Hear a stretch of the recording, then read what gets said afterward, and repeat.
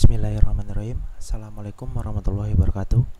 Ketemu lagi dengan saya Fajri Mamarif. Kali ini kita akan membahas mengenai Elementary OS. Elementary OS ini adalah salah satu distro Linux yang berbasis Ubuntu gitu. Jadi Elementary OS ini dikembangkan dari base-nya adalah Ubuntu gitu kan. Nah, sebelum lebih detail lagi mengenai Elementary OS, kita coba intip dulu di DistroWatch. Elementary OS ini menempati peringkat ke-19 di satu minggu terakhir ya. Itu di peringkat 19 dengan jumlah hits per day itu adalah di angka 429 hits per day. Itu lumayan bagus sekali ya, gitu kan. Dan average visitor ratingnya di angka 4,97 per 10 dari 123 reviewer. Nah, untuk homepage-nya itu sendiri itu teman-teman bisa kunjungi di elementaryos.io. Itu bisa langsung aja. Nah, ini kita coba intip ya. Di sini Elementary OS ini dengan PD atau dengan percaya dirinya, dia mengklaim bahwa Elementary OS ini cocok untuk menggantikan Windows dan juga Mac OS gitu kan. Karena memang kalau kita lihat secara tampilan ini sangat bagus sekali ya, dan nanti kita coba explore lebih jauh lagi mengenai Elementary OS ini. Nah, di sini kalau misalnya teman-teman mau download itu bisa melakukan donasi juga ataupun bisa custom, misalnya kita isikan dengan 0 kalau memang misalnya mau dengan free ya itu. Dan sini besar filenya itu tuh sekitar 2,8 GB gitu. Jadi ini tidak terlalu besar ya, masih di bawah 3 GB gitu kan. Nah, selain itu di Elementary OS ini sudah tersedia App Center juga gitu. Jadi nanti teman-teman ketika misalnya download aplikasi ataupun software itu bisa melalui App Center. Lalu yang menariknya di sini adalah secara default ini Elementary OS membawa minimum sekali aplikasi. Jadi benar-benar masih fresh sekali dan nggak banyak bloatware ataupun software-software yang memang nggak kita butuhkan gitu. Jadi memang pure ini adalah aplikasi-aplikasi yang sebenarnya kita butuhkan sehari-hari ya. Itu nanti kita coba explore lebih jauh lagi ya.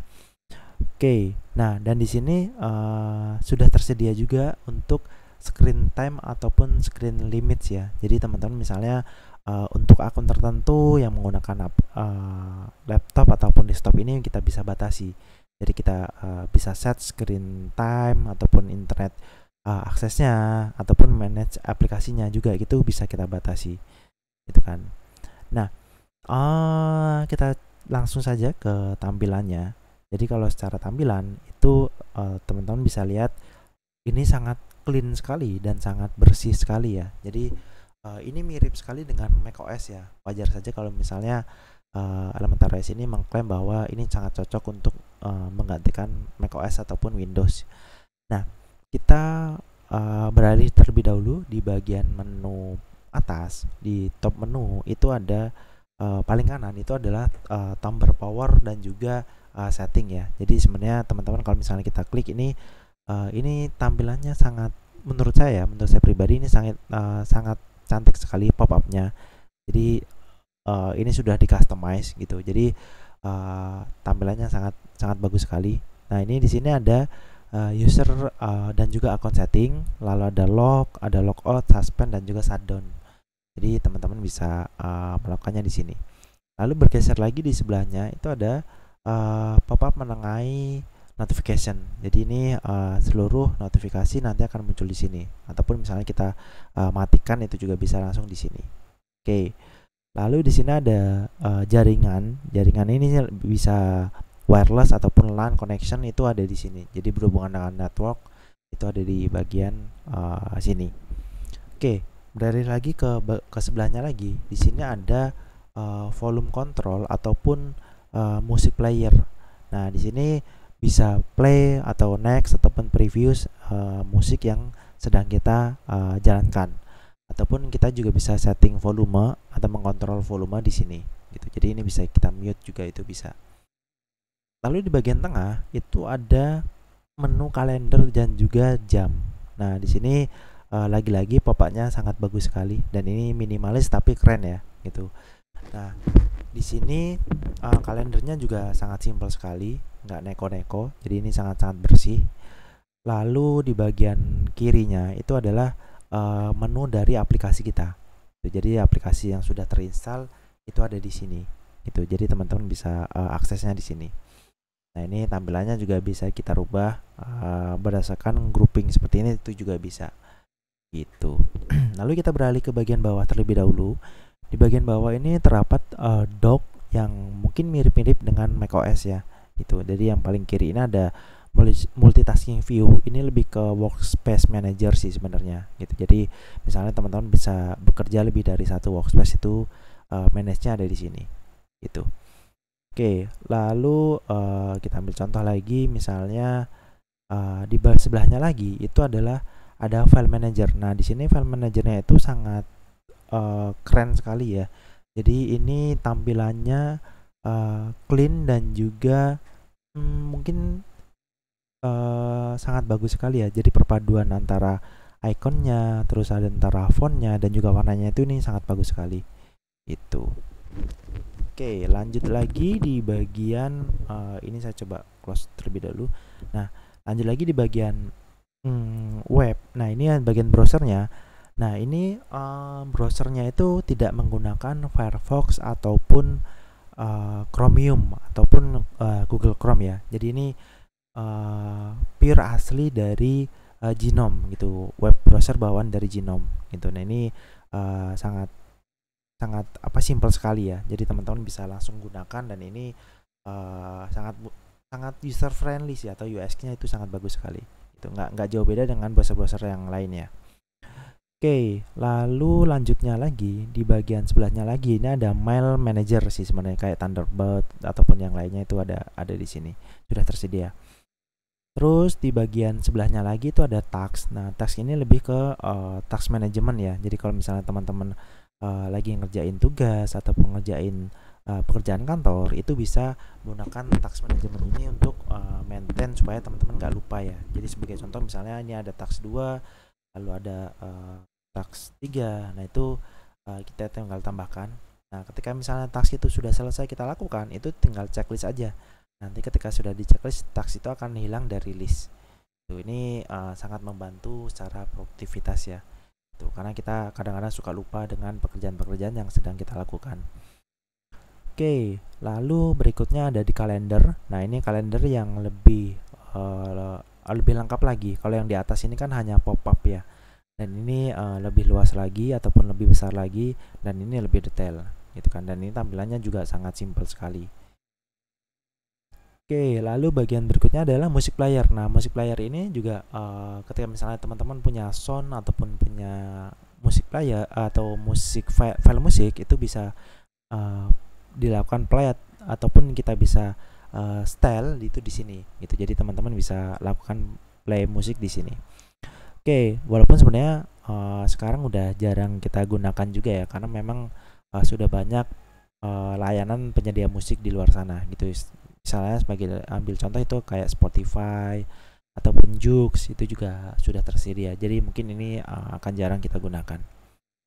Lalu di sini ada video player juga. Jadi teman-teman kalau misalnya punya file video itu bisa langsung diputar di sini. Oke, yang berikutnya ada foto. Foto ini juga untuk melihat atau preview sebuah image ataupun foto itu bisa ada di sini gitu. Jadi teman-teman bisa langsung buka aja. Oke, lalu yang berikutnya mengenai sistem setting. Nah, di sistem setting ini kita bisa maintain mulai dari tampilan desktopnya, misalnya dari wallpapernya, terus appearance-nya mau default atau maupun mau dark, itu juga bisa. Kalau ada text size-nya, ada dock panel atau multitasking, itu juga teman-teman bisa lakukan pengaturannya di sini. Dan ini yang menariknya adalah yang tadi sempat saya singgung di awal, itu sudah tersedia screen time dan juga limit gitu kan. Jadi teman-teman kalau misalnya ada akun tertentu yang bisa diaktifkan screen time-nya, itu misalnya sebagai contoh ini ya. Jadi ini di weekday itu kita batasi dari jam 00 sampai dengan jam 23.59 gitu kan. Jadi kalau misalnya ini misalnya kita matikan dulu ya. Nah, ketika kita aktifkan nanti ini akan muncul notifikasi seperti ini. Jadi secara 3 jam ke depan itu komputernya akan otomatis ke lock gitu. Jadi untuk membatasi screen time-nya. Lalu di sini ada internet. Nah, ini adalah ketika misalnya kita membatasi website-website tertentu yang akan kita blok, itu ada di sini. Ini kalau ini lebih ke aplikasi apa yang akan kita blok gitu. Kurang lebih itu mengenai screen time. Nah, lalu di sini juga ada App Center ya. Jadi di App Center ini teman-teman bisa lakukan download aplikasi sesuai dengan kebutuhan dan itu langsung langsung tersedia di sini. Nah, ini contohnya seperti terminal. Ini karena terminal sudah ada, kita coba buka aja. Nah, ini tampilannya kurang lebih terminal seperti ini. Jadi kalau misalnya teman-teman pengen tahu tampilan terminalnya seperti apa sih, nah ini kurang lebih seperti ini. Dan ini mirip-mirip dengan bawaan dari macOS itu. Nah, ini mengenai desktopnya. Lalu di sini kita bisa lihat aplikasi-aplikasi apa saja yang sudah terinstall ataupun yang ada di komputer kita. Oke, ambil contoh kayak misal kalkulatornya. Di sini kalkulatornya menggunakan kalkulator yang simple. Jadi ini cuman operasi sederhana gitu kan secara defaultnya. Lalu di sini ada juga kalender tadi udah kita bahas. Lalu ada kamera.